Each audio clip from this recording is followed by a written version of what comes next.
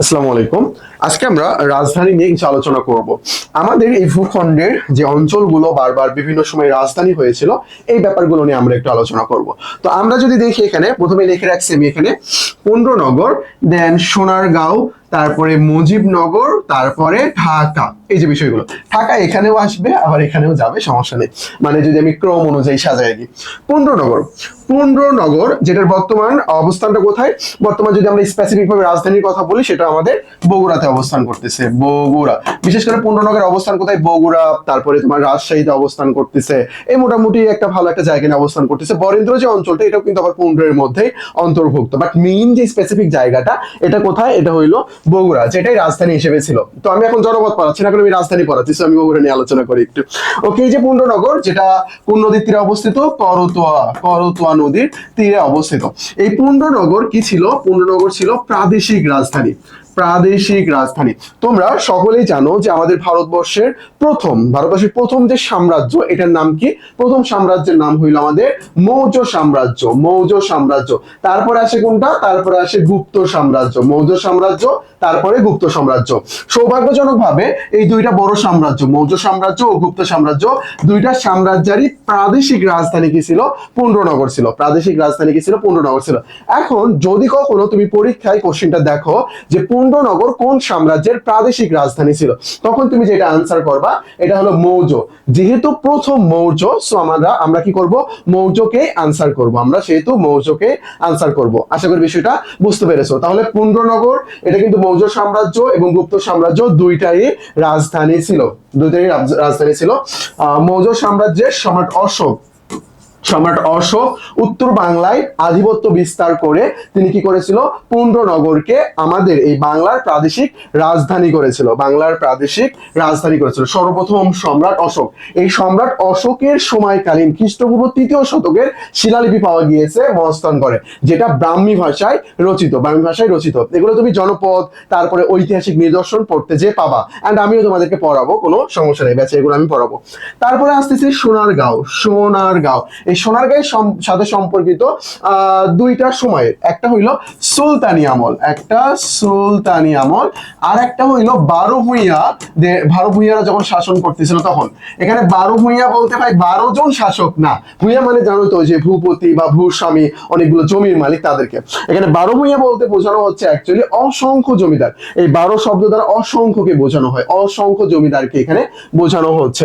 তো দেখো, সুলতানি আমলের প্রথম রাজধানী, সুলতানি আমলের প্রথম রাজধানী ছিল সোনারগাঁও, আর সুলতানি আমলের মূল রাজধানী ছিল হইল গৌড়।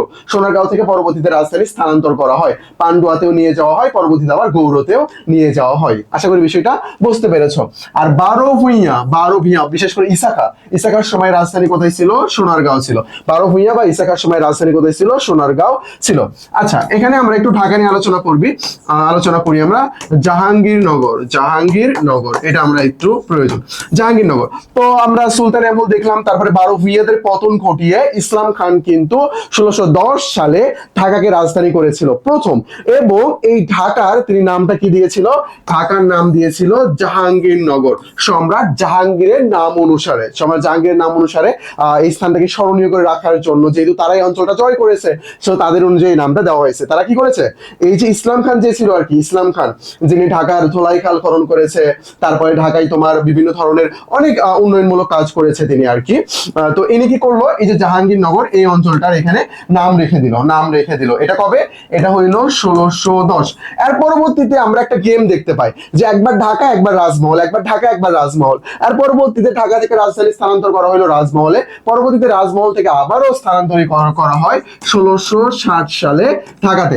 এই দুইটা আমরা দেখতে পাই মুঘল সময়ে। তারপরে আমরা আবার দেখতে পাই যে বেঙ্গল প্রেসিডেন্সি যেটা ছিল, এই বেঙ্গল প্রেসিডেন্সির আমাদের যে অঞ্চলটা ছিল, বিশেষ করে তোমার পূর্ববঙ্গ, অবিভক্ত বাংলা, এই যে অঞ্চলটা যেটা ছিল, এটা কিন্তু বেঙ্গল প্রেসিডেন্সির মধ্যে অন্তর্ভুক্ত ছিল। পরবর্তীতে যখন 1905 সালে বঙ্গভঙ্গ করা হলো, তখন কিন্তু আমাদের পূর্ববঙ্গর এইটার রাজধানী কিন্তু ছিল কি? ঢাকা। এটা আমাদের 1905-এ। তারপরে যখন দেশটা ভাগ হয়ে যায়, তখন আমাদের এই যে পূর্ব বাংলা, এটা রাজধানী কি হয়? ঢাকা হয়ে যায়। কিন্তু পরবর্তীতে আমরা দেখতে পাই যে পূর্ব বাংলার নামটা কিন্তু চেঞ্জ করা হয়। তোমরা অনেকেই মনে করতে পারো যে 1947-এ হয়তো আমাদের অঞ্চলের নাম হয়েছে পূর্ব পাকিস্তান, বাট এরকম কিন্তু আসলে না। যখন 1956 সালের 23 মার্চ 1956 সালের 23 মার্চ যখন পাকিস্তানের সংবিধান কার্যকর হয়ে যায়, তার মধ্য দিয়ে আমাদের এই পূর্ব বাংলা নামটা হয়ে যায় পূর্ব পাকিস্তান, মানে আগে কিন্তু পূর্ব বাংলা ছিল। তাহলে আমরা দেখতে পারলাম এখানে যে ঢাকা মোট এখানে 5 বার রাজধানী হচ্ছে, 1610, 1660, 1905, 1947। এই সময়টাতে আমরা দেখতে পাচ্ছি ঢাকা মোটামুটি এখানে রাজধানী হচ্ছে। তারপরে যে সালটা আসবে এটা কত, এটা হইলো আমাদের 1971। 1971 বা 1972 তোমরা ধরতে পারো, এটা এখানে দুইটা সালই গ্রহণ করা হয় আর কি, যে মুক্তিযুদ্ধের পরবর্তী সময়ে আবারও কি হয়, বাংলাদেশের রাজধানী কি হয়ে যায়, ঢাকা হয়। আবারও বাংলাদেশের রাজধানী কি হয়ে যায়, ঢাকা হয়ে যায়। তো তোমাদের এখানে একটা মোটামুটি কনফিউশনের একটা বিষয় রয়েছে, এটা আমি তোমাদের সবটা ক্লিয়ার করবো আজকে। রাজধানী নিয়ে, ঢাকা নিয়ে যতটা কনফিউশন রয়েছে সব আজকে আমি ক্লিয়ার করব। প্রথমত দেখো এখানে যে ধরনের কোশ্চেন হইতে পারে যে বাংলার প্রাদেশিক রাজধানী ঢাকা কতবার ছিল, জাস্ট কি বলছে, বাংলার বলছে, তখন কতবার হবে জানো, তখন 4 বার হবে। কোন 4 বার, যে 4 বারটা আমরা নির্ণয় করলাম, 1610, 1660, 1905, 1947। এই সময় কি, এই সময় বাংলাটা কিন্তু প্রদেশ হিসেবে গণ্য হচ্ছে। আর 1971 এর লিবারেশন ওয়ারের পর 1972 তে যেটা হচ্ছে, এটা কি, এটা হইলো একেবারে আমাদের স্বাধীন দেশের একটা রাজধানী, স্বাধীন দেশের একটা রাজধানী। তখন আমাদের দেশটার নাম কি, বাংলাদেশ। তাহলে যদি বলা হয় কোশ্চেন এরকম করে দেখো যে বাংলার প্রাদেশিক রাজধানী ঢাকা কতবার ছিল, অপশনে যদি 4 থাকে 4 কে দাগাবা। আর বাংলাদেশের রাজধানী ঢাকা কতবার হয়, একবার হয়, ওই যে আমাদের 1972 মানে লিবারেশন ওয়ারের পরবর্তী সময় যেটা, এটাকে বোঝানো হচ্ছে এখানে, এটাকে বোঝানো হচ্ছে। তাহলে আমরা পেয়ে গেছি 1 2 3 4 5, এই টোটাল 5 বার আমরা দেখতে পাচ্ছি। তাহলে ভাই এখানে মুজিবনগর কেন লিখে রাখছে, মুজিবনগর লিখে রাখার কারণ হইল, যখন আমাদের 1971 সালে যুদ্ধ চলতেছিল তখন কিন্তু মুজিবনগর কেন্দ্র করে আমাদের যাবতীয় কার্যক্রমগুলো পরিচালনা করতেছিলাম। মেইন কার্যালয় হিসেবে ধরা হয়েছিল মুজিবনগর, পরবর্তীতে যদিও কলকাতার 8 নং থিয়েটার রোডে নিয়ে যাওয়া হয়, তো ওইদিকে আমরা যাচ্ছি না। বাট মুক্তিযুদ্ধের সময়টাকে মুজিবনগরকে রাজধানী ধরে কিন্তু আমরা কি করেছি, যুদ্ধ করেছি। মুজিবনগর থেকে আমাদের বিভিন্ন ধরনের আদেশ, নির্দেশ, উপদেশ এগুলো আসতো আর কি, কমান্ড আসতো এক কথায় যদি আমরা বলি এটাকে। তাহলে আশা করি কনসেপ্টটা আমাদের ক্লিয়ার, যে পুন্ড্রনগর এইটা দুইটার সময়ে, এগুলো কিন্তু সব প্রাদেশিক রাজধানী, একমাত্র ঢাকা হয়েছে সেটা 1972 তে, ওটা পরবর্তীতে যে। তাহলে পুন্ড্রনগর দুইটা সময়ের, মৌর্য শাসন, গুপ্ত শাসনের সময়ে, সোনারগাঁও দুইটা সময়ে, সুলতানি, বারোভূঁইয়াদের সময়ে, মুজিবনগর একটা সময়ে, মুক্তিযুদ্ধের সময়ে, ঢাকা 5টা সময়ে। ভাইয়া ঢাকা তাহলে কি মোট 5 বার রাজধানী হয়েছে? না ভাই, আমার না বলতেছেন কেন, আপনি তো 5 বার পড়াইলেন। না বলতেছি এই জন্য, 2024 সালে প্রথম আলো একটা রিপোর্ট করে, সেই রিপোর্টে তারা দেখাইছে যে ঢাকার বিভিন্ন সময়কাল উল্লেখ ধরে যে ঢাকা মোট রাজধানী হয়েছে 7 বার। আর 2024 থেকে এখন পর্যন্ত এই কোশ্চেনটাই আসে নাই। তোমরা একটা বিষয় খেয়াল রাখবা, যে কনফিউজিং যে কোশ্চেন গুলো আছে ওইগুলো ভুলে 2-1টা আসে, তাছাড়া টিচার গুলো এগুলো অ্যাভয়েড করে চলে, টিচাররা এগুলো অনেক বেশি অ্যাভয়েড করে চলে। তাহলে যদি কখনো কোশ্চেন দেখো যে ঢাকা মোট কতবার রাজধানী হয়েছে, তাহলে যদি অপশনে 7 থাকে তাহলে 7 দাগাবা, যদি 7 না থাকে তাহলে 5 দাগাবা, এরকম করে।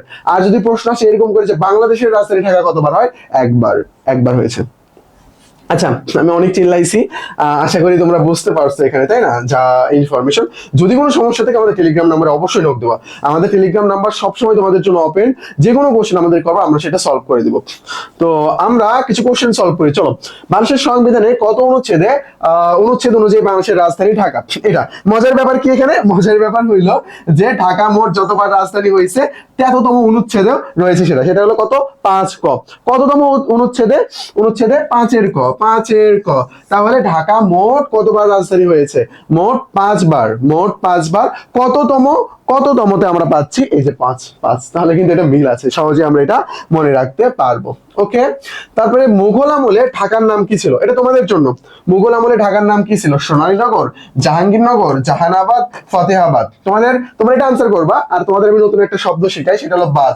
তোমরা বিভিন্ন জায়গার নামে শেষে দেখবা বাদ দেখবা, জাহানাবাদ দেখবা, শাহজাহানাবাদ দেখবা, ফতেহাবাদ দেখবা, জালালাবাদ দেখবা। বাদটা কি, বাদটা হইলো আবাদ, বাদটা হইলো আবাদ। এর আগে কি থাকবে, ব্যক্তির নাম, যেই ব্যক্তিটা এই অঞ্চলটাকে আবাদ করেছে, অর্থাৎ এখানে যে ব্যক্তিগুলো ইসলাম প্রচার করেছে। এখানে আবাদ করা মানে জমিতে চাষবাস না, ইসলামের যে আবাদ করা, যারা আসলে 3 দিনের সময় বা বিভিন্ন জায়গাতে গিয়েছে, এই শব্দগুলো ওইখানে ইউজ করা হয়, আবাদ ওই শব্দটা ইউজ করা হয় আর কি। তো দেখবা এই আবাদ শব্দটা তারা ইউজ করে, তো এই ব্যক্তির সাথে আবাদ। তো এটা কিরকম করে, এই যে অ আর আ অথবা আ আর আ, এই দুইটা মিলে কি হয়, সন্ধি, আ হয় না, এরকম। যেমন শাহজাহান, এই যে অ রয়েছে, আর আবাদ শাহজাহানাবাদ, জালাল জালালাবাদ, ফতেহাবাদ, এরকম করে আর কি, জাহানাবাদ, এরকম করে। আশা করি বিষয়টা ক্লিয়ার। তোমরা এটা আনসার করবা, মুঘল আমলে ঢাকার নাম কি ছিল? ঢাকা কোন নদীতে অবস্থান করতেছে? ঢাকা যে নদীতে অবস্থান করতেছে সেই নদীর অবস্থা খুবই খুবই বাজে। এটা কি? এটা হলো বুড়িগঙ্গা, এটা বুড়িগঙ্গা। ওকে, তারপরে তোমাদের সকলের উদ্দেশ্যে একটা কথা বলি, সেটা হলো যে আমাদের যে সেকেন্ড টাইম ফাউন্ডেশন ব্যাচ রয়েছে, এখানে একটা কোর্স লঞ্চ করা হয়েছে। এটা হলো সেকেন্ড টাইম ফাউন্ডেশন কোর্স, যে কোর্সে ভর্তি যদি তুমি এখনো একেবারে অ্যাডমিশনের শেষ পর্যন্ত সকল কার্যক্রম তুমি এখন ফ্রিতে পেয়ে যাবা। 3টা প্রিমিয়াম বই প্রোভাইড করা হবে, 3/24 মেন্টরি সুযোগ সুবিধা এখানে পেয়ে যাবা, মোটামুটি অনেক অনেক বেশি সুযোগ সুবিধা পেয়ে যাবা। আর ফাউন্ডেশন কোর্সে যারা ভর্তি হয় নর্মালি একেবারে শেষ পর্যন্ত আমাদের সাথে থাকে, তারা ইনশাল্লাহ কোনো না কোনো ভালো একটা ইউনিভার্সিটির চান্স পেয়ে যায়। আর তোমরা দেখছো আমাদের সাকসেস লিস্ট অবশ্যই দেখবা, আমাদের সম্পর্কে জানবা, ক্লাস কোয়ালিটি সম্পর্কে জানবা, সবকিছু জেনে ইনশাল্লাহ ভর্তি হবা। তো তোমার সিটটা কনফার্ম করার জন্য এই নাম্বারে ডিরেক্ট পে করে ভর্তি হয়ে যেতে পারো, অথবা এটাই টেলিগ্রাম নাম্বার। অ্যাডমিশন সংক্রান্ত যে কোনো জিজ্ঞাসা অথবা অ্যাডমিশন সংক্রান্ত যে কোনো সমস্যা এই নাম্বারে, মানে ভর্তি তুমি যেটা হবে আর কি ওই অ্যাডমিশন, আমাদের এই নাম্বারে যোগাযোগ করতে পারো, ডিটেলস ওখানে জানিয়ে দেওয়া হবে। তো আজকে পর্যন্তই, আসসালামু আলাইকুম।